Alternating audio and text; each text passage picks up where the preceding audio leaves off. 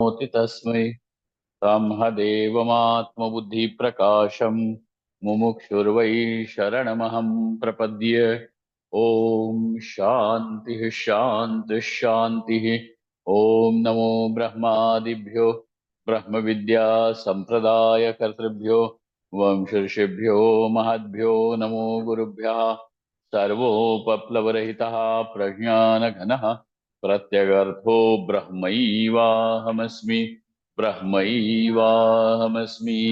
ॐ वेदान्तार्थविभासकाय गुरवे शान्ताय सन्न्यासिने नानावादीनगेन्द्रसङ्घपवये योगीन्द्रवन्द्याय च मोहध्वान्तदिवाकराय भगवत्पादाभिधां बिभ्रते तस्मै भाष्यकृते नमोऽस्तु सततं पूर्णाय बोधात्मने। ओम। ग्रंथ का मंगल कर लीजिए। सर्गस्थिति प्रलय हेतुम् अचिन्त्य शक्तिम् विश्वेश्वरम् विदित विश्वम्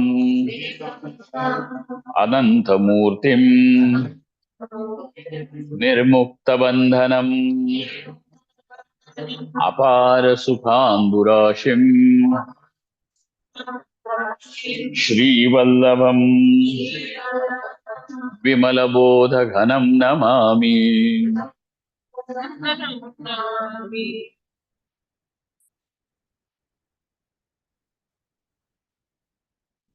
इस बात का संकेत हमें मिलता है कि तत्पद के निश्चय के लिए पूर्व भूमिका है कि त्वम पद का निश्चय करके चलें। सभी लोग इस मत से, इस बात से सहमत नहीं हो सकते। उनका कहना यह है कि चाहे तत्पद का पहले विचार करो, चाहे त्वम पद का पहले विचार करो, निश्चय होना आवश्यक है, इतना ही। परंतु भगवत गीता से अगर संकेत पाते हैं तो हमें यही दिखता है, असंग शस्त्रेण दृढ़ेन छित्त्वा ततः तत्पदम परिमार्गितव्यम। भगवत गीता के ततः तत्पदम परिमार्गितव्यम, इसका अर्थ, मतलब श्लोकार्ध का अर्थ यही है, असंग शस्त्रेण दृढ़ेन छित्त्वा। पहली बात तो यह है, चाहे तुम त्वमपद का विचार करने के लिए उद्युक्त हो जाओ, चाहे तत्पद का, चाहे तुम ऐक्य का, लेकिन उसकी पूर्व आवश्यकता तो यह है, प्री रिक्वायरमेंट, कि असंगता आनी हुई होनी चाहिए। यदि असंगता नहीं है तो विचार की सिद्धि नहीं होगी। असंग शस्त्रेण दृढ़ेन छित्त्वा,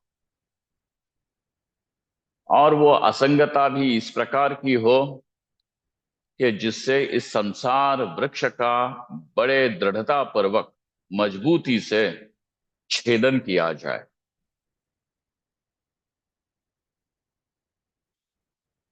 असंग शस्त्रेण, और तुम्हारे पास ऐसा कौन सा औजार है कि जिससे तुम इस संसार वृक्ष का छेदन करोगे? तो कहते हैं असंग शस्त्र। असंग शस्त्रेण दृढ़ेन छित्त्वा ततः तत्पदम परिमार्गितव्यम। तो फिर क्या होगा? ततस्तत्पदम परिमार्गितव्यम यस्मिन् गता न निवर्तन्ति भूयः, कि जिसको प्राप्त करके पुनः संसार गति को नहीं आता। संसार गति का अर्थ यही है कि यह जो बार बार अपने आप को किसी न किसी परिच्छिन्न रूप में पाना, यही संसार गति है। और सारी परिच्छिन्नता चाहे किसी भी रूप में हो, परिच्छिन्नता किसी भी रूप में दुख ही है। देखना, हम ये सोचते हैं कि जिसकी शादी नहीं हुई है वो ये सोचता है कि शादी हो जाए तो सुखी हो जाऊं। जिसकी शादी हो गई है वो ये सोचता है कि अब बच्चे हो जाए तब सुखी हो जाऊं। जिसको बच्चे हैं वो ये सोचता है कि बच्चे बड़े हो जाए तो सुखी हो जाऊं। जिसके बच्चे बड़े हो गए हैं वो ये सोचता है कि इनकी शादी कर दूं तब सुखी हो जाऊं। और जिनकी शादी हो चुकी है बच्चों की तो फिर वो ये सोचता है कि अब इनके बच्चे हो जाए तब सुखी हो जाऊं। अरे भाई कब? है ही नहीं तुम्हारे सुख के लिए कोई ठौर है ही नहीं। आस आस्पद ही नहीं है। तो ये किसी भी रूप से अपने आप को बस कल्पना करते हैं कि ये हो जाए तब सुख होगा, ये हो जाए तब सुख होगा, ये हो जाए तब सुख होगा। कल्पना है, केवल कल्पना। तो अपने आप को पुनः पुनः केवल परिच्छिन्न रूप में ही तुम प्राप्त करना चाहते हो। और परिच्छिन्नता किसी भी रूप में सुख नहीं है, ये कब समझ में आए?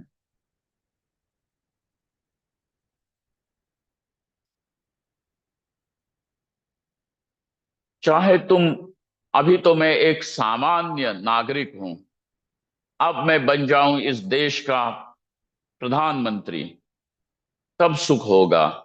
हाँ, प्रधानमंत्री बनने के बाद फिर कहोगे कि नहीं, केवल इतने में भी नहीं, क्योंकि बाकी के देश जो हैं और बाकी के लोग ताक में बैठे हुए हैं कि कब हमारा पद छीना जाए और कब इस देश को और हमारी संपत्ति को लूटा जाए। इसीलिए हमको चाहिए ग्लोबल प्रेजेंस। फिर हो गए ग्लोबल, फिर कहेगा कि नहीं, अब हमको चाहिए इंद्र का पद। तुम इंद्र बनो कि चंद्र बनो, दुख तो बना ही रहता है, क्योंकि परिच्छिन्नता है बाबा, परिच्छिन्न। तो हमें अपने परिच्छिन्नता से हम ऊब नहीं गए हैं। बस अपने परिच्छिन्नता को किसी नए रूप में साकार करना चाहते हैं।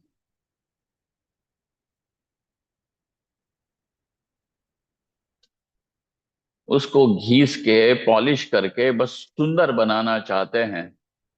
अरे गोबर को जितना सुंदर बनाओ, गोबर गोबर ही रहेगा ना। उसमें क्या अच्छा होने वाला है, मुझे बताओ।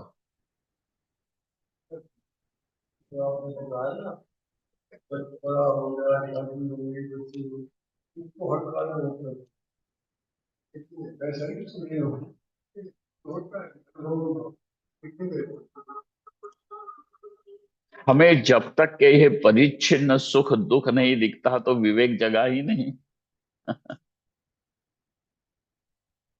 विवेक जो है वो ऑन वेकेशन। कहाँ है विवेक? बोले छुट्टी लेके गया है कहीं, ऑन वेकेशन।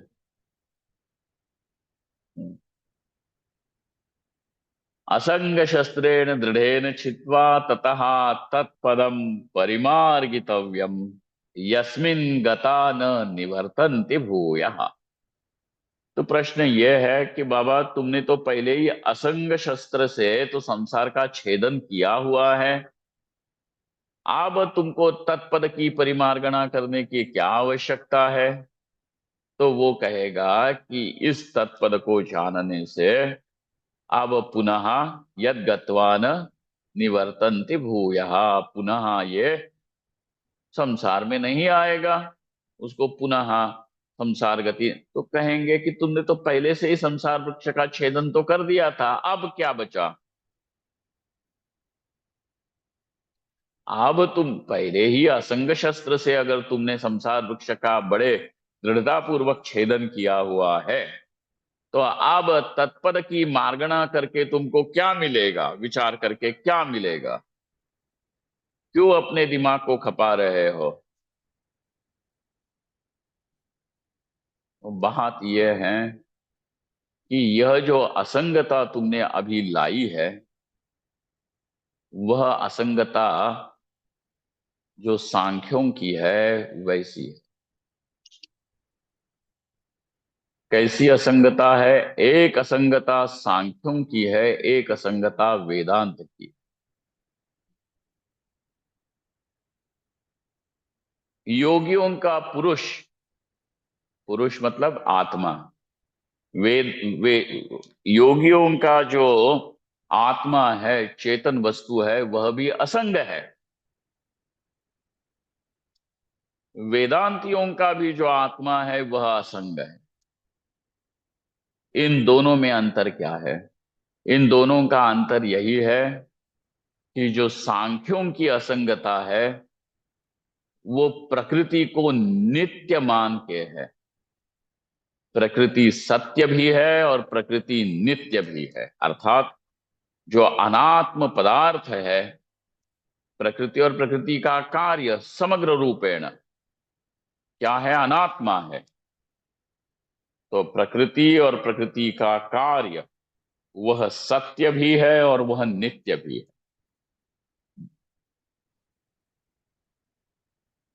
क्या कहते हैं वो? कि यह जो अनात्मा है वो एक पैरेलल सत्य है।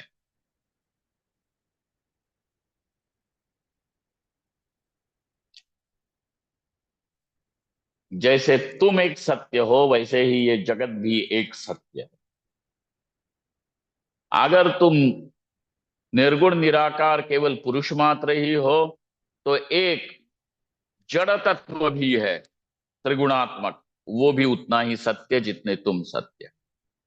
तो प्रकृति की सत्यता और प्रकृति का नित्यत्व, ये उनके यहां बना रहता है। वेदांतियों की जो असंगता है वो ऐसी है कि प्रकृति और प्रकृति का कार्य इस चेतन वस्तु में कल्पित है। अब पहले में तो ये भय है कि पुनः प्रकृति का स्पर्श और संसर्ग हो जाए, और दूसरे में यह है कि संसर्ग पहले भी नहीं था, अभी भी नहीं है और कभी हो ही नहीं सकता, क्योंकि मिथ्या वस्तु अपने अधिष्ठान को कभी स्पर्श करती ही नहीं है। लेकिन अनात्म वस्तु का मिथ्यात्व समझने के लिए आपको सांख्यों का अभिप्रेत असंगता भी पहले अभ्यसित करनी पड़े। मधुसूदन सरस्वती जी का एक ग्रंथ है प्रस्थान भेद नाम का। उसके आरंभ में ही मधुसूदन सरस्वती एक बात का खुलासा कर देते हैं, और वो कहते हैं कि जितना भी दर्शन है वो सब आकर के परमात्मा में ही मिलता है।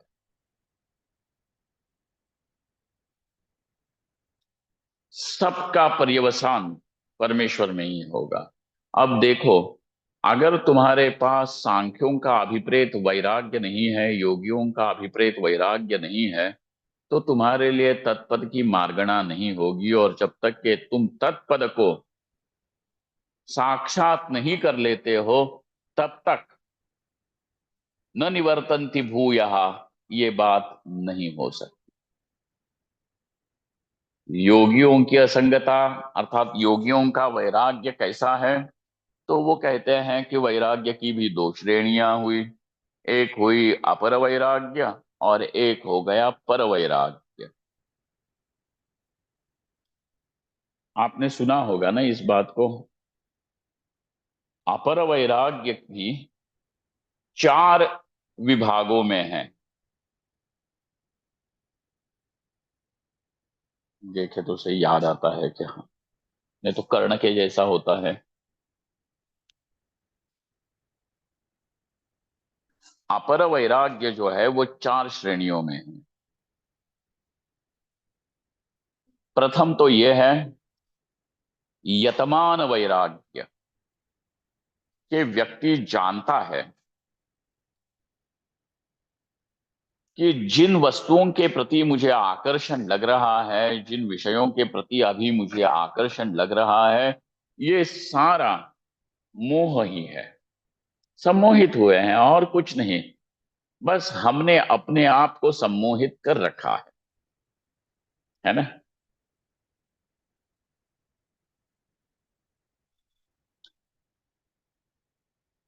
जितना आलू के पराठाओं पराठाओं का आकर्षण उत्तर भारतीय को होगा, क्या वैसा ही आकर्षण किसी तमिल व्यक्ति को होगा क्या? ये लोग आते हैं ऊपर बद्रीनाथ की यात्रा करने के लिए, बद्री केदार की। अब तो दुकानें खुल गई हैं, चीजें मिलती हैं, परंतु कुछ साल पहले तक रास्ते में कुछ नहीं मिलता था। आलू पराठा, आलू पराठा, आलू पराठा और आलू पराठा खाओ। बड़े श्रद्धा से आते थे दक्षिण भारत के लोग बद्रीनाथ का दर्शन करने, और बद्री केदार की यात्रा के बाद जो ऋषिकेश में नीचे उतरे, बोले हमको और कुछ खिलाओ। अब हमको रोटी भी नहीं खानी, ना ही खाना है पराठा, हमको चावल दे दो। चाहे तो दही चावल खिलाओ, लेकिन चावल खिलाओ। अब देखो कि ये जो पराठा और पराठा की महिमा, ये किसके लिए है? ये तो सीखा हुआ है, अपने आप को बस सम्मोहित किए हुए हैं, इसीलिए ये मोह। तो पहली बात तो यह है कि जिन चीजों के प्रति आकर्षण प्रतीत भी होता है, अब वो विवेक करता जाता है, इससे कैसे छुड़ाऊं, अपना पिंड कैसे छुड़ाऊं। गया में गया कुछ छोड़ दिया, काशी में गया कुछ छोड़ दिया, छोड़ना है जबरदस्ती। फिर आपको पता चलता है कि इसके बिना भी बड़े आसानी से जिंदगी कटती है, बड़े सुख से कटती है। जिन चीजों को हमने सोचा था ये अगर खाने को नहीं रहेगा, ये थाली में नहीं रहे, तो जीवन ही व्यर्थ। हम्म। वहां से आते हुए, ऋषिकेश से आते हैं, ये क्या कहते हैं, रुड़की नहीं, अपना जैन शिकंजी, क्या है वो,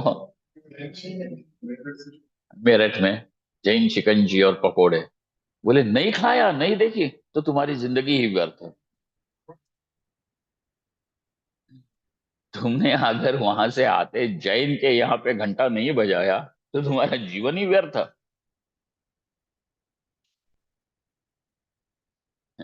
ये भी कोई बात है? अपने खुद का स्वातंत्र्य आपको ढूंढना पड़ेगा। जिन चीजों को आपने अनिवार्य समझा हुआ है, अर्थात जिन चीजों को आपने ये समझा है कि इनके हवाले मेरा सुख है, मतलब सुख परतंत्र है, आप प्रयोग करना पड़ेगा आपको कि इनके बिना रह पाऊं। देखो, करो प्रयोग। यतमान वैराग्य कहते हैं कि वो यतमान है, यतमान है मतलब प्रयत्नशील है, प्रयत्न करता है कि जिन जिन चीजों को मैंने अपने सुख को वहां पे क्या कहते हैं गिरवी रखा है, जिन वस्तुओं के पास, अब उनसे अपने आप को छुड़ाऊं। यतमान वैराग्य।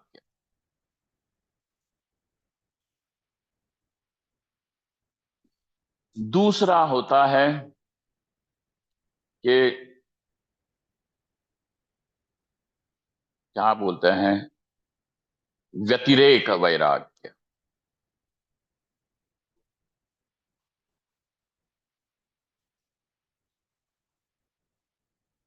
कि इतना छूटा है और इतना अभी छूटना बाकी है। पहले भी इन चीजों को के प्रति आकर्षण था, लेकिन अब इतना नहीं है, लेकिन फिर भी हो रहा। तीसरा है एकेंद्रिय। एकेंद्रिय का अर्थ होता है, अब बाह्य इंद्रिय जो हैं वो लपक नहीं पड़ती। आंख लपक नहीं पड़ती, जीभ लपक नहीं पड़ती, कान लपक नहीं पड़ते, नहीं लपकते हैं विषयों में, परंतु मन में कहीं पे एक इंद्रिय जो है मन, उसमें ही केवल कहीं पे लुक लुक हो रही है। ये एक इंद्रिय, बस अब एक ही इंद्रिय में अब आपको साध्य करना है। बाहर तो नहीं दिखता, मन में लुकलुकता है। इसलिए बाहर से तो आप कहोगे कि ये महात्मा विरक्त है, परंतु वही जान सकता है कि अपने, वो क्या कहते हैं, वो चप्पल की कील कहाँ चुभती है। वही अंग्रेजी में कहावत ही है ना, only you will know where the shoe pinches. पहनने वाले को, जूता पहनने वाले को ही पता चलता है कि जूता कहाँ काट रहा है। सामने वाले को क्या पता चलेगा? सामने वाले को लगेगा देखो कैसे, क्या रुबाब है साहब। हाँ, लेकिन रुबाब क्या बोले, हमको जूता नीचे काट रहा है। ये एकेंद्रिय वैराग्य है। और फिर चौथी भूमिका होती है वशीकार वैराग्य। वशीकार वैराग्य में होता क्या है कि इहलौकिक और पारलौकिक, दृष्ट और अनुश्रविक विषयों के प्रति पूरी तरह से वितृष्ण हो जाता है। यह है वह वैराग्य, ये अपर वैराग्य। तो योगियों ने जिस वैराग्य की बात की है, यह अभ्यास करने की बात।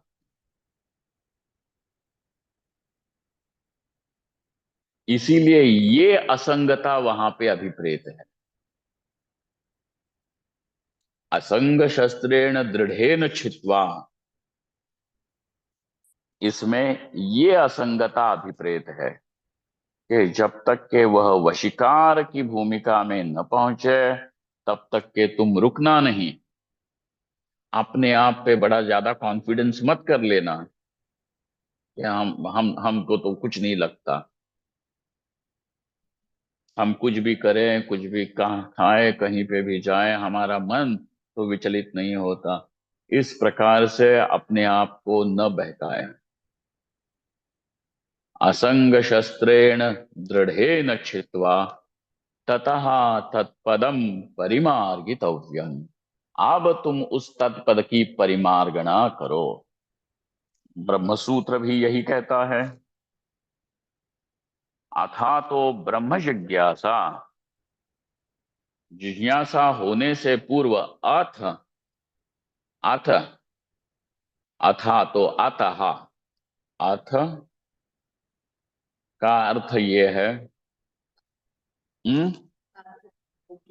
हम्म, अथ का अर्थ ये है अनंतर्यम। वहां पे अथ पद का अर्थ क्या है? अनंतर्यम। अनंतर, उसके बाद। भाई किसके बाद? अगर हम ये वाक्य शुरू करें, अब हम आपको ग्रंथ का श्लोक सुनाएंगे। अब का मतलब क्या है? अब तक जो सुनाया वो कथा कहानी थी, इसके बाद। अब हम आपको इस श्लोक का अर्थ, अब मतलब इसके बाद, अनंतर्यम, वैसे ही अथ, अतः ब्रह्म जिज्ञासा, अथा तो ब्रह्म जिज्ञासा, अथ अनंतर्यम, किसके बाद? किसके बाद? इस असंगता के बाद। एक अर्थ ये कि इस असंगता को प्राप्त करने के बाद अब तत्पद की विचारणा करो। ततः तत्पदम परिमार्गितव्यम। इसीलिए त्वमर्थम एवं निश्चित्य, यदि त्वमर्थ का निश्चय हो चुका है तो वहां पे असंगता भी निश्चित हो गई। क्योंकि इस मैं का अब यही अर्थ है कि इसका अनात्मा से कोई संबंध नहीं था, नहीं हो सकता, नहीं है। परंतु अभी तक इस अनात्म पदार्थ का मिथ्यात्व सिद्ध नहीं हुआ। अनात्म पदार्थ का मिथ्यात्व तत्पद के विचार में ही सिद्ध होता है।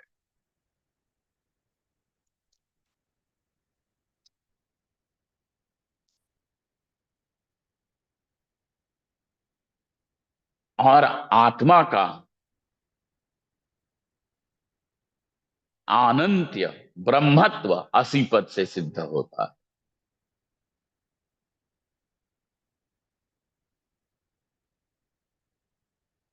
आत्मा की पूर्णता कि यह मैं पूर्ण वस्तु हूं। इस मैं का अर्थ है एक ऐसा सत्य कि जो काल के गर्भ में नहीं है,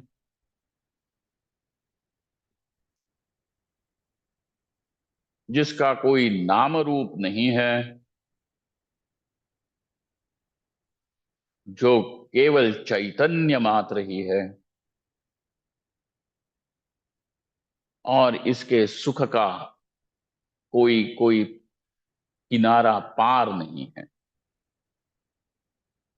ऐसी सच्चिदानंद वस्तु यह मैं, ये हो जाएगा, पूर्णता सिद्ध तब हो जाएगी जब तत्पद के साथ उसका ऐक्य सिद्ध हो असी में, वाक्य के द्वारा।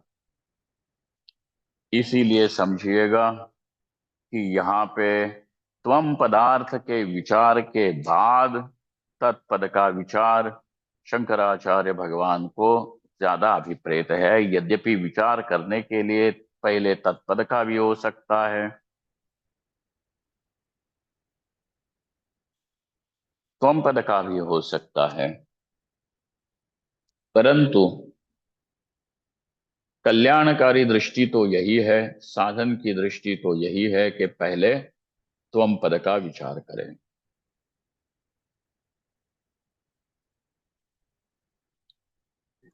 त्वमर्थमेवं निश्चित्य तदर्थं चिन्तयेत् पुनः अतद्व्यावृत्तिरूपेण साक्षात् विधिमुखेन च।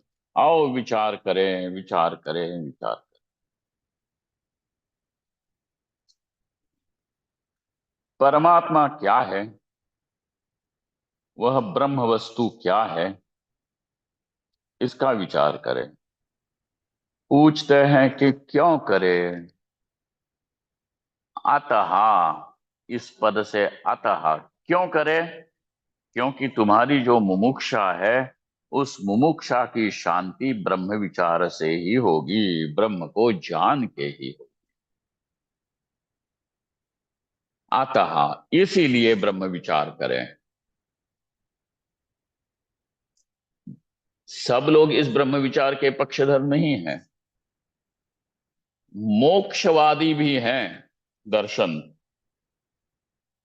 परंतु सब ब्रह्म विचार के पक्षधर नहीं हैं। केवल मोक्षवादी होने से वे आस्तिक नहीं होते हैं। चार्वाकों को छोड़ दे तो नास्तिक दर्शनों में बौद्ध दर्शन और जैन दर्शन, ये भी मोक्षवादी हैं। चार्वाकों के यहाँ कोई मोक्ष वोक्ष नहीं है, क्योंकि आत्मा ही नहीं तो मोक्ष किसका।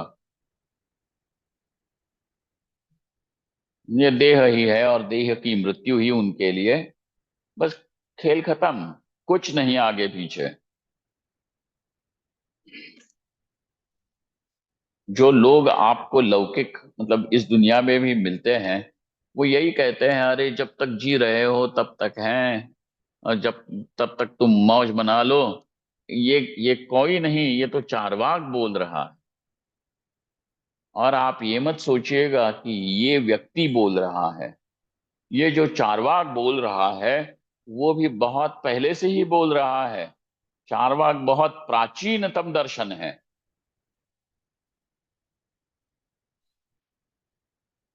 ये मनुष्य यही कह रहा है कि कुछ नहीं, जितनी मौज मस्ती करनी है यहीं पे कर लो, इसके बाद आगे पीछे कुछ होने वाला नहीं है, कोई मिलने वाला नहीं।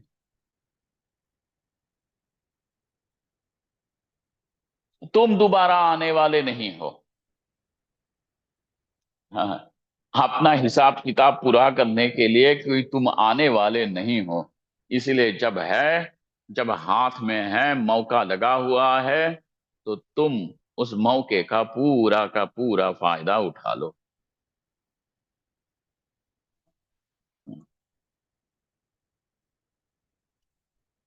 ये कहता है चारवाक।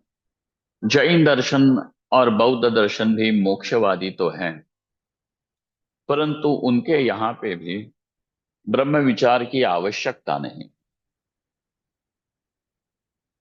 एक जन ये कहता है कि देखो, निर्वाण हो जाता है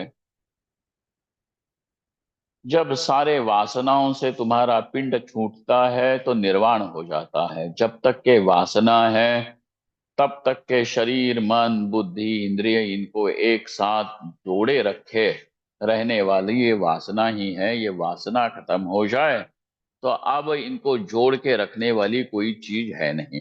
इसीलिए बौद्धों में नैरात्म्यवाद होने पर भी पुनर्जन्म है। बौद्धों में नैरात्म्यवाद को स्वीकार करके भी पुनर्जन्म कहा गया है। जैनों ने आत्मा स्वीकार कर लिया, परंतु उन्होंने उसको कैवल्य जैनियों में है तो सही, मानते हैं पुनर्जन्म, दोनों मानते हैं। बौद्ध भी मानते हैं, जैन भी मानते हैं। परंतु बौद्धों का इतना ही है, वो नैरात्म्यवाद वो मानते नहीं है आत्मा है। बस कहा है कि ये जो यहाँ पे आत्मा की प्रतीति है और कुछ नहीं, ये शरीर मन बुद्धि इंद्रिय इनको एक साथ जोड़े रखे हैं। जैसे कोई रथ होता है, रथ नाम चीज किसकी है? अरे पहिए हैं, उपस्थ है, ध्वज है, इनको जो जोड़ के रखा हुआ है, इसी का नाम रथ होता है। अगर इन पुर्जों को तुम अलग अलग रख दो तो कोई रथ नाम की चीज मिलने वाली नहीं। रथ किसको कहा? बस इसी को। वैसे ही तुमने आत्मा किसको कहा? ये सब जोड़ के रखा है, वही उतना ही। परंतु चार्वाकों में और उनमें इतना ही अंतर है, वो ये कहते हैं कि ये तब तक जुड़ा रहेगा जब तक वासना है। इसीलिए जब तक वासना रहेगी तब तक के कर्म होगा, तब तक पुण्य पाप भी होगा, तब तक तुम्हारे लिए। लेकिन उनके पुण्य पाप अलग प्रकार से। पुण्य पाप होगा और तुम्हें जन्म भी लेना पड़ेगा, सुख दुख भी भोगना पड़ेगा। जिस दिन ये सारी वासना खत्म हो गई, तब तुम्हें क्या दिखेगा? कि कुछ नहीं है, कुछ नहीं है। यही सत्य है। तो मोक्षवादी दर्शनों में इन दो दर्शनों का भी समावेश, इनको शामिल किया जाता है, बौद्धों को भी और जैनों को भी। अब बात आई कि आस्तिक दर्शनों में भी ब्रह्म जिज्ञासा की आवश्यकता किसको पड़ी? तत्पद से तो ब्रह्म ही तो कहा गया ना। तत्पद जो है उसका वाच्य भी ब्रह्म है, लक्ष्य भी ब्रह्म है। परंतु वाच्य है शबल ब्रह्म और लक्ष्य है शुद्ध ब्रह्म। है ना? शबल का अर्थ क्या होता है? शबल मतलब, जैसे ये गाय शबला है, मतलब चितकबरी, स्पॉटेड। उसके ऊपर लाल, गाय के ऊपर सफेद, हाँ, क्या कहते हैं, गोले हैं। हाँ,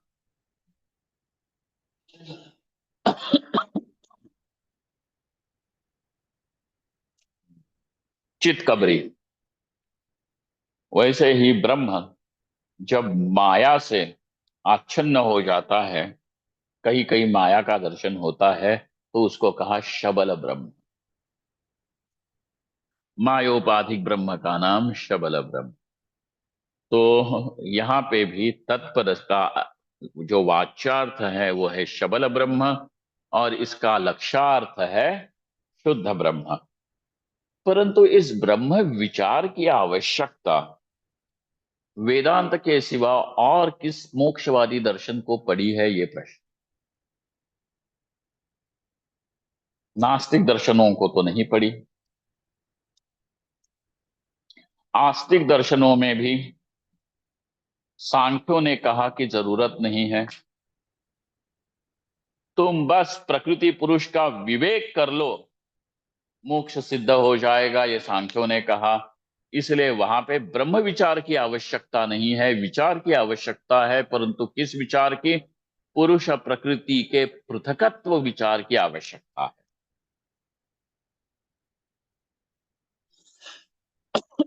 योगियों ने भी कहा कि बस पुरुष को प्रकृति से अलग हो जाए, यही योग है। पुरुष का प्रकृति से, देहादि इंद्रियों से, देह इंद्रिय इत्यादियों से वियोग हो जाए, इसी का नाम उन्होंने कहा, इसी को योग कहते हैं। इसीलिए योगियों का योग क्या है? वियोग है।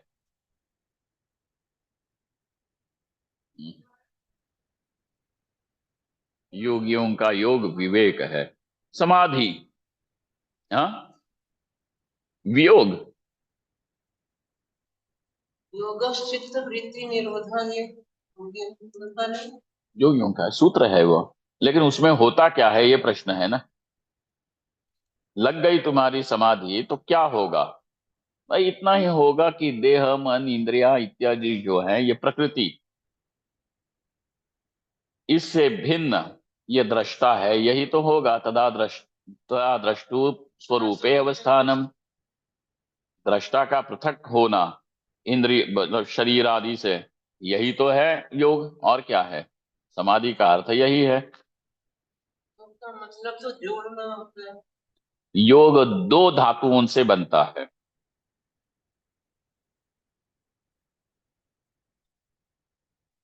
एक युजिर योगे और एक युज समाधौ। इन दो धातुओं से शब्द वही बनता है। युजिर योगे का अर्थ है कि जोड़ना, joint, to yoke, to put together, to unite, एक जोड़ना, एक संध करना।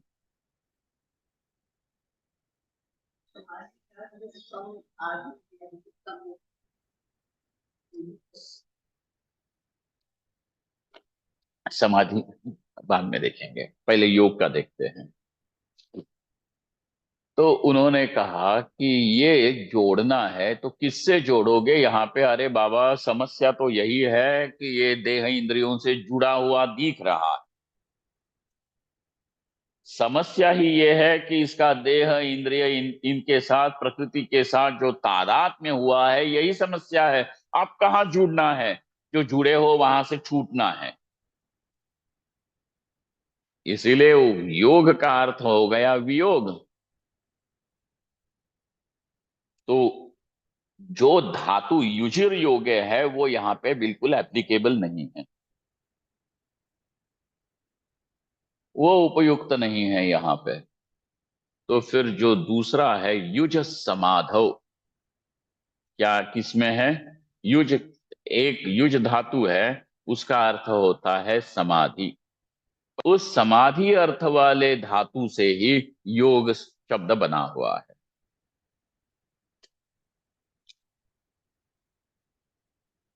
और उस समाधि का अर्थ ऐसा कि चित्त की ऐसी अवस्था कि जिसमें दृष्टा का अपने स्वरूप में अवस्थित हो जाना, ये जो अवस्था है, इसी का नाम समाधि है। दृष्टा अपने स्वरूप में अवस्थित हो गया का अर्थ यह है कि अभी तक अपने आप को शरीर मन बुद्धि इंद्रिया इनके साथ मान रहा था, अब वैसे नहीं मानता। अब ये देख रहा है मैं शुद्ध चेतन मात्र ही, चिति शक्ति रेव, केवल चित शक्ति है। ये जो देखता है वह, उस अवस्था का नाम हो गया समाधि। उस समाधि का मतलब है योग।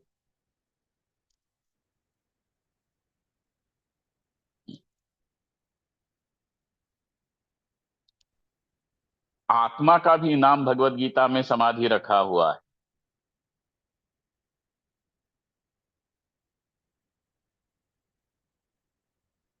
क्या है?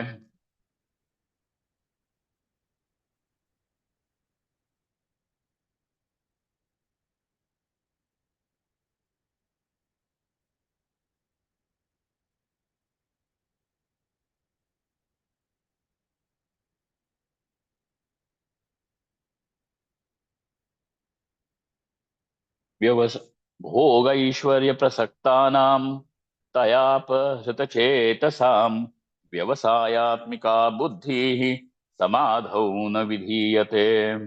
यहाँ पे जिसकी बुद्धि भोग और ऐश्वर्य में प्रसक्त है, भोग का अर्थ हो गया कि इंद्रियों का तर्पण, तृप्ति, इंद्रियों को तृप्त करते रहना, यही जिसको लग रहा है भोग। और दूसरा होता है ऐश्वर्य। ऐश्वर्य मतलब ईश्वरस्य भावः। ईश्वर जिस प्रकार अपना स्वामित्व, वर्चस्व होता है, वो ऐश्वर्य है। समझो, एक मच्छर को आपने मुट्ठी में पकड़ लिया है। अब उसको मसल दे कि उसको छोड़ दे, इसमें आप समर्थ हो। आप मच्छर के लिए ये आप ईश्वर हो, ऐश्वर्य है। उसके ऊपर अपनी सत्ता, शासन चलना, ईशन करना, यह ऐश्वर्य। तो लोगों को भी अपने घर में देखो, मेरे बच्चे मेरी बात सारी मानते हैं। मैं कहूं जिस लड़की से शादी कर, मेरा लड़का उसी से शादी करे। फिर पता चलता है हम दीन तो हाँक के आए हैं,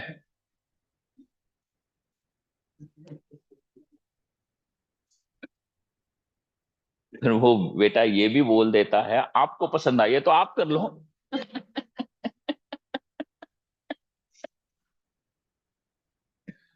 मैं तो उसी से करूंगा जिसको मैंने पसंद कर रखा है।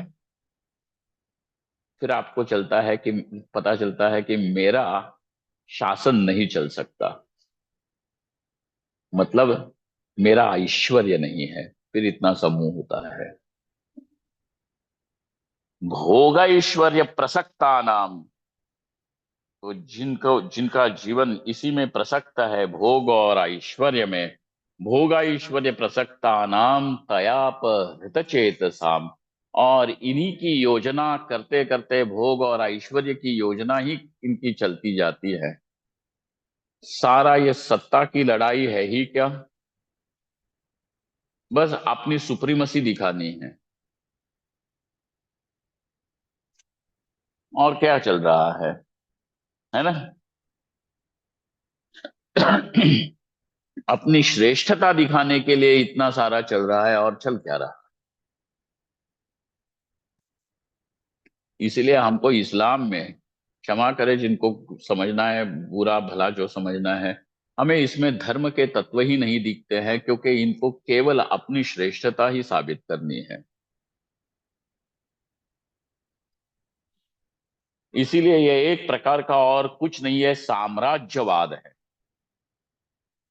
धर्म के नाम पर इंपेरियलिज्म, साम्राज्यवाद है ये, और कुछ नहीं। कोई किसी का कल्याण नहीं करेगा वो। भोग ऐश्वर्य प्रसक्तानाम तयापहृतचेतसाम व्यवसायात्मिका बुद्धि।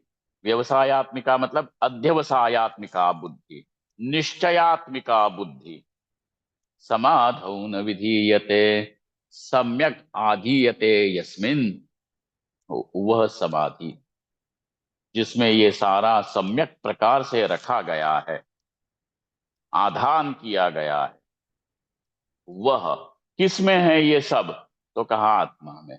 और उस आत्मा में इनकी बुद्धि नहीं रहती है। व्यवसायत्मिका बुद्धि इनकी नहीं रह सकती, क्योंकि इनका चित्त भोग और ऐश्वर्य से प्रसक्त होने के कारण ये, हाँ, उन चित्त अपहृत है। तयाप अपहृत चेत सहा, अपहरण किया हुआ है, किडनैप, आगवा करके लेके गए हैं इसकी बुद्धि को, है, इसलिए वो आत्मा में नहीं रहती। तो समाधि शब्द का अर्थ आत्मा भी बनता है, परंतु यहाँ पे हमको समाधि क्या है, तो ऐसी चित्त की एक अवस्था कि जहां ये जो चेतन है वह देह इंद्रिय इत्यादि जड़ वस्तु से अपने आप को पृथक देख पाता है, अपने आप स्वयं के स्वरूप में स्थित हो जाता है, उस अवस्था का नाम समाधि कहा गया। तो योगियों ने कहा कि तुम्हें कैवल्य प्राप्ति के लिए, मुक्त होने के लिए तुम्हें समाधि की आवश्यकता है। अब देखना, सांख्यों ने कहा कि तुम्हें विचार चाहिए, लेकिन पुरुष प्रकृति का विचार चाहिए। योगियों ने कहा तुम्हें समाधि चाहिए। न्याय वैशेषिकों ने कहा कि तुम उनके द्रव्यों का विचार कर लो, विवेक कर लो, विचार कर लो। मीमांसकों ने कहा कि तुम खूब धर्म का अनुष्ठान करो। बौद्धों ने कहा कि तुम अपने वासना से अपना पिंड छुड़ाओ।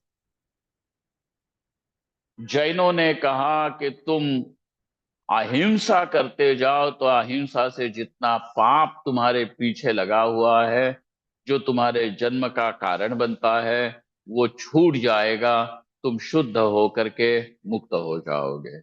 इस प्रकार आस्तिक नास्तिक दर्शनों में भी अपनी अपने ओर से उन्होंने मोक्ष का का हेतु बता दिया। परंतु यही एक पूर्व मीमांसा, उत्तर मीमांसा दर्शन है, वेदांत है, जहां पे कहा कि तुम्हें ब्रह्म को जान के ही मुक्ति होगी, परमेश्वर को जान के मुक्ति होगी। तुम अगर जानते हो तो मुक्त हो जाओ। इसीलिए अब अतः, अतः मतलब इसलिए ब्रह्म जिज्ञासा, ब्रह्म विचार करो। तो तत्पद से जो ब्रह्म है उसके विचार का कारण क्या है कि वह मोक्ष जो वेदांत को अभिप्रेत है, ऐसा मोक्ष। बोले फिर ये लोग क्या बोल रहे हैं, ये भी तो मोक्षवादी ही तो है। अरे वादी भले ही हो, लेकिन वो मोक्ष जो है वो वास्तविक नहीं हो सकता। बोले क्यों, क्यों नहीं हो सकता? तो उनके ही दर्शन में से आपको फिर देखना पड़ेगा कि क्या कमियां आ गई। एक तो बात यह है, समझ लीजिए, कि हम मोक्षवादी होकर के भी ब्रह्म ज्ञान के पक्षधर क्यों हैं, तत्पद को चिंतन क्यों करने के लिए कहा है। बात यह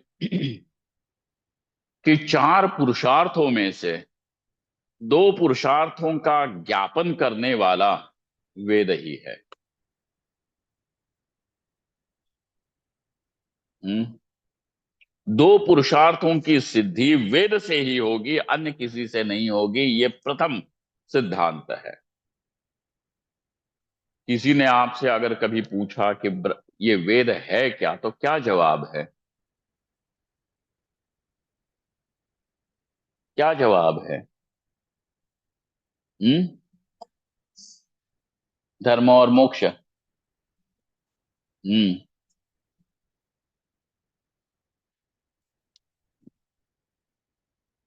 लोग के बारे में ज्यादा ज्यादा श्लोक लिखे हैं इसलिए वो वेद है। एक तरह के एक तरह वो तो केवल उपनिषदों में है, वेद पूरा है। जहां पे इनके ऐक्य की भी बात नहीं आती, वो भी तो वेद है। हर हर संध्याम उपासी, तो ये कहने वाला भी तो वेद है। यहाँ पे कौन से ऐक्य की बात? हाँ हाँ हाँ। तो मधुसूदन सरस्वती जी का जो वाक्य है उसको आप रट लीजिए। वो कहते हैं, धर्म ब्रह्म प्रतिपादकम अपौरुषेयम प्रमाण वाक्यम वेदः। इसके आगे यदि किसी ने आपको पूछा कि ब्रह्म वेद क्या है, भाई तुम्हारा वेद वेद वेद करते हो, तो वेद ये, नहीं तो जवाब नहीं है हमारे पास। धर्म ब्रह्म प्रतिपादकम अपौरुषेयम प्रमाण वाक्यम वेद। वेद क्या है? वाक्य है। एक वाक्य नहीं, वाक्य मतलब अनेकों वाक्य। वाक्य, उस वाक्य को हम वेद बोलते हैं कि जो प्रमाण रूप वाक्य है। हम्म। और अपौरुषेय है। और अपौरुषेय होकर के भी वह धर्म क्या और ब्रह्म क्या, इन दोनों की बात कहता है। वह धर्म ब्रह्म प्रतिपादकम अपौरुषेयम प्रमाण वाक्यम वेदः। हम्म। मधु, वही उनका प्रस्थान भेद ग्रंथ।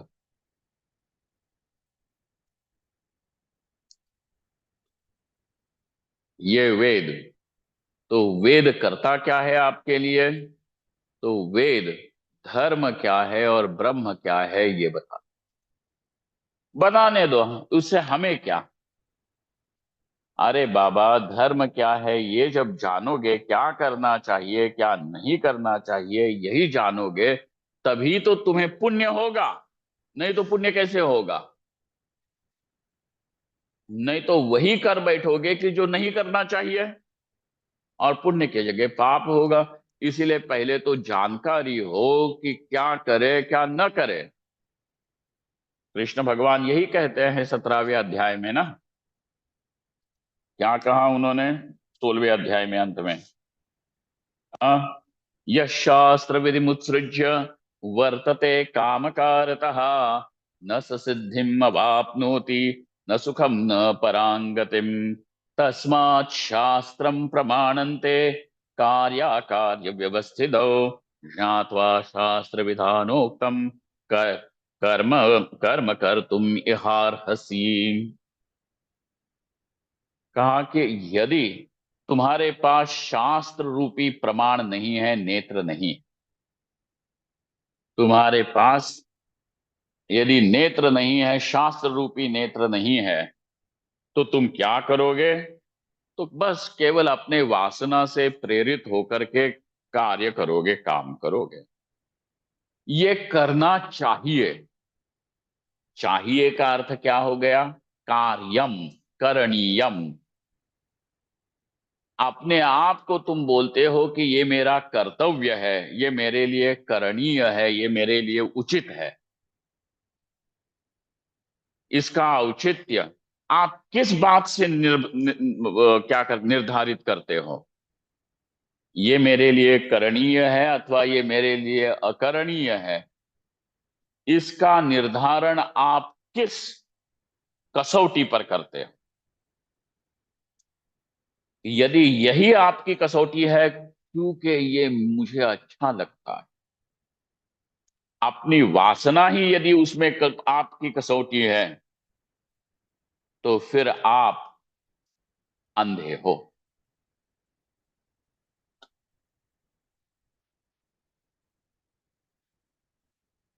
अंधे हो।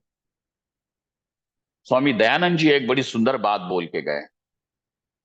उन्होंने कहा,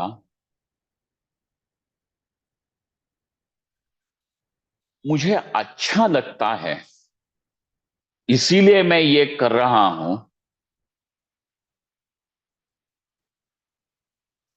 इसके बदले ये सोचो कि ये मेरे करने योग्य है कि नहीं।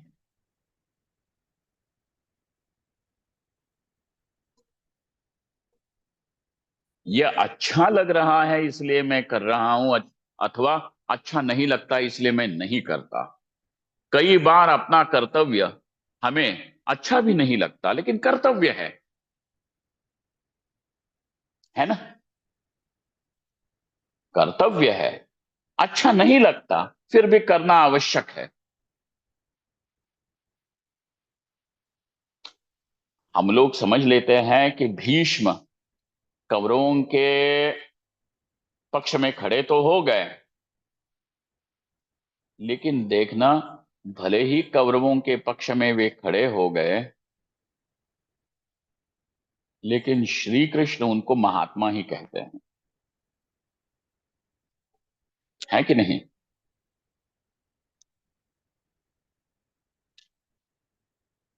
क्योंकि हमें तो ये दिख रहा है कि जितना पूरा कौरव पक्ष है ये तो पापियों का बना हुआ है। तो भीष्म द्रोणादि महात्मा लोग भी ये कौरव पक्ष में कैसे हैं? भीष्मादि का प्रेम तो अर्जुन और पांडवों में है क्योंकि उनकी धर्मनिष्ठा।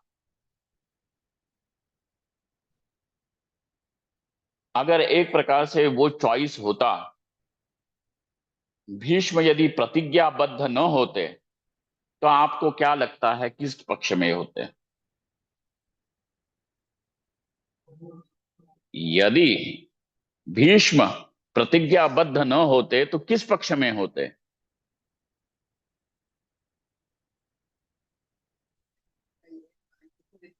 पांडवों के पक्ष में ही होते, क्योंकि पांडव धर्म के पक्ष में हैं और पांडव उनके विनय इत्यादि से प्रिय भी हैं। अर्जुन पर वे बड़ा प्रेम करते हैं। शिखंडी के पीछे से जब बाण आ रहे थे तो जो बाण उनको लगता था वो कहते थे कि ये बाण अर्जुन का है, देखो। अर्जुन के सिवा कोई इस प्रकार से बाण नहीं फेंक सकता। मतलब चोट आ रही है जानलेवा, और उसमें भी उनको अर्जुन का क्या कौशल्य दिख रहा है। मतलब मां के जैसी ममता है अर्जुन के प्रति। तो निश्चित अगर प्रतिज्ञाबद्ध न होते तो भीष्म पांडवों के साथ ही खड़े होते। आपको क्या अच्छा लगता है ये सवाल नहीं है, ये मेरे करने योग्य है कि करने योग्य नहीं है। ये जब विचार करोगे तो धर्माधर्म की प्रथम कक्षा में हम आ जाते हैं।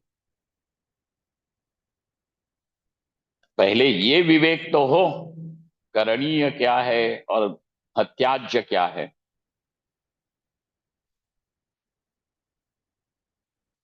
तो पहली बात तो यह है कि वेद है क्या? धर्म ब्रह्म प्रतिपादक। तो धर्म का प्रतिपादन करने वाला कि कर्तव्य क्या है, क्या करना चाहिए, क्या नहीं करना चाहिए।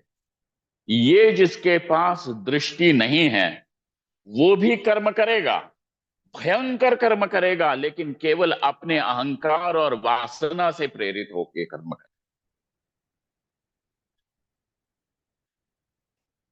और कुछ नहीं है, इसका अहंकार ही इसके लिए पूज्य है और कोई नहीं। चाहे बाहर किसी का कितना भी नुकसान हो जाए, कुछ भी हो जाए, लेकिन मेरे अहंकार की पूजा होनी चाहिए।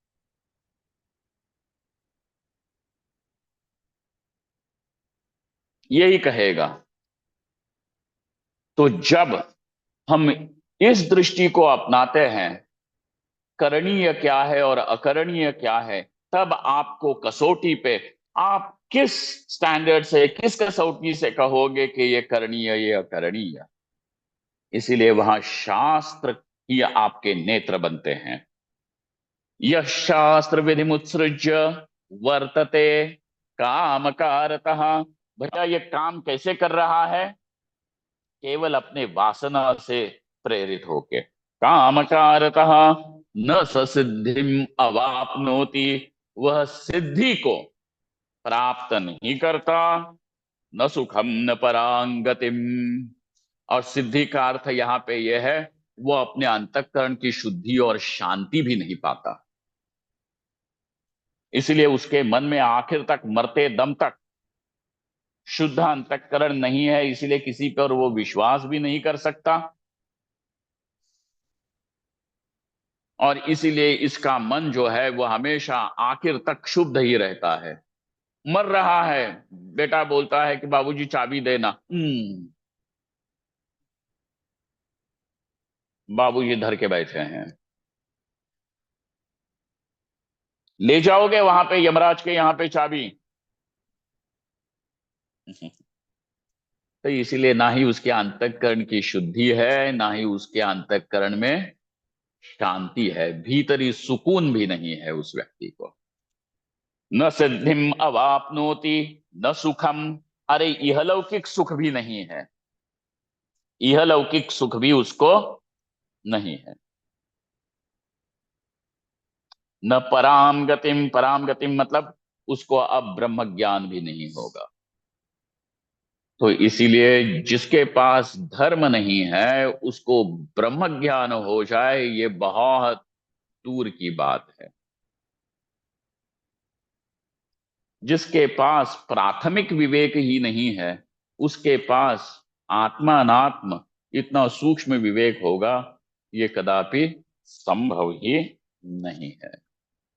और इसीलिए कृष्ण भगवान कहते हैं, तस्मात् शास्त्रम प्रमाणन्ते कार्याकार्य व्यवस्थित। और कार्य और अकार्य, कार्य मतलब करणीयम, अकार्यम मतलब अकरणीयम, इनमें भाई भेद करने वाला प्रमाण कौन सा है?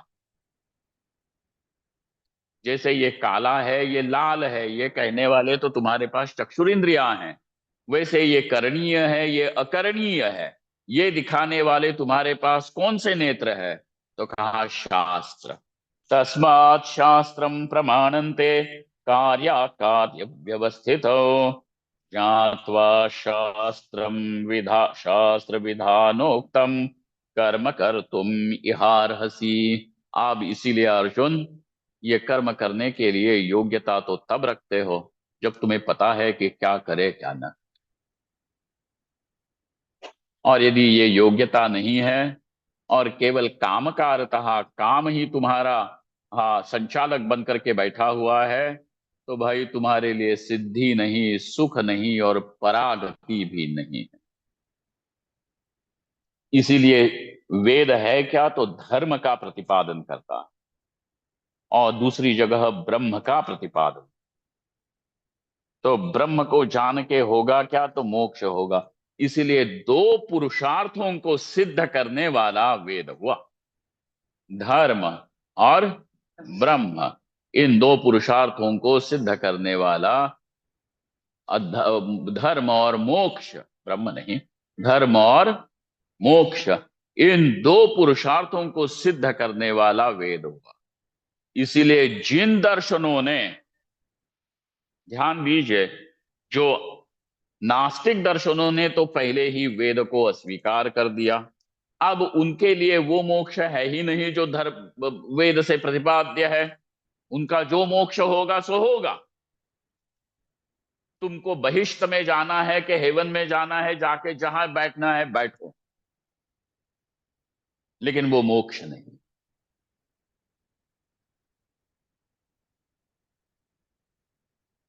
वो मोक्ष नहीं है। अच्छा जी, फिर आस्तिक दर्शनों में भी योग है, सांख्य है, न्याय है, वैशेषिक है और पूर्व मीमांसा है, इन्होंने भी किसी न किसी प्रकार से मोक्ष की परिभाषा तो दे दी, परंतु वो कहीं न कहीं अधूरी ही रह गई। यद्यपि इन सब लोगों ने शब्द प्रमाण रूप से वेद को स्वीकार किया, परंतु कहीं न कहीं कमी रह गई, क्योंकि इन्होंने वेद को कहीं से अनुमान का अनुगामी बना दिया। जैसे कुछ लोग होते हैं कि वो पहले अपने सिद्धांत बना लेते हैं और फिर यहां वहां से कोई श्लोक लाते हैं, सुभाषित लाते हैं और अपनी बात की पुष्टि करते हैं। वो ये नहीं देखते कि ये श्लोक का मतलब ये है कि नहीं है, बस अपनी बात की पुष्टि करनी है। ये हो गई बेईमानी। उस श्लोक का ये मतलब है कि नहीं है, ये नहीं, तात्पर्य यही है कि ये नहीं देखेंगे। तो वैसे ही इन्होंने करा। और इसीलिए यद्यपि ये आस्तिक दर्शन वेद को किसी रूप में प्रमाण तो स्वीकार किया, परंतु उसके प्रामाण्य की स्वीकृति में कहीं न कहीं थोड़ी सी कमी रह गई। परंतु उत्तर मीमांसा वेदांत ही एकमेव शास्त्र जिसने इस प्रकार वेद को प्रमाण माना है, और इसीलिए अब जब वेद कहता है कि ब्रह्म को जान के ही तुम मुक्त हो जाओगे, तो इसलिए अब यहाँ पे तत्पद की पृच्छा विचार संभव है। बाकी सारे दर्शनों ने क्या किया क्या नहीं किया हमें नहीं पता। एक दृष्टि से बौद्धों का निर्वाण हो कि जैनों का कैवल्य हो, योगियों की समाधि हो कि सांख्यों का विवेक हो, न्याय वैशेषिकों का द्रव्यों का जो विवेक है वो हो, अथवा पूर्व मीमांसा का स्वर्ग आदि में गमन हो धर्मादि का संचय करके, पुण्य का संचय करके, परंतु वह वेद को अभिप्रेत मोक्ष नहीं है। वेद को मोक्ष कैसा अभिप्रेत है? तो कहा ब्रह्म को जान के ही होगा।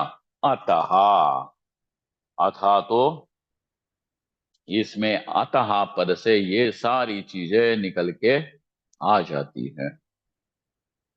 और इसीलिए शंकराचार्य भगवान यहां पे आप कहते हैं कि तदर्थम चिंतयेत पुनः।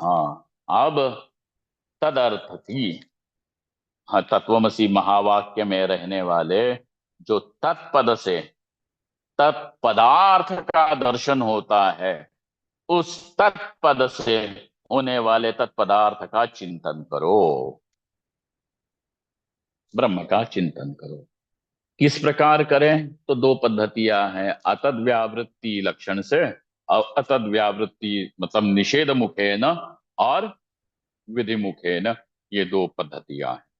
ओम पूर्णमदः पूर्णमिदं पूर्णात् पूर्णमुदच्यते पूर्णस्य पूर्णमादाय पूर्णमेवावशिष्यते।